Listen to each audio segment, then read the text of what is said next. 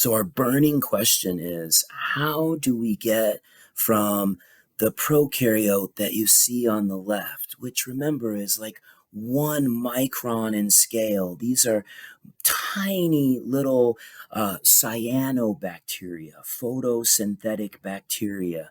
How do we go from that small prokaryote to this large, complex eukaryote on the right? So, this is one of my favorite protists, which we're going to come back to later in this learning activity. This is Euglena. But this is a large, complex cell with membrane bound organelles. It's got chloroplasts. It has this long whip-like flagella. It even has these proteins, this photoreceptor, which is an eye spot that's going to allow it to detect light from dark. How do we make this evolutionary leap? The answer is endosymbiosis. Endo means inside. Symbiosis is a relationship between two different organisms.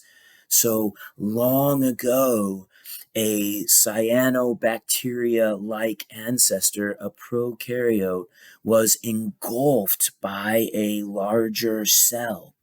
But instead of digesting that small prokaryote, the larger cell incorporates it into its internal architecture, and the two organisms become one.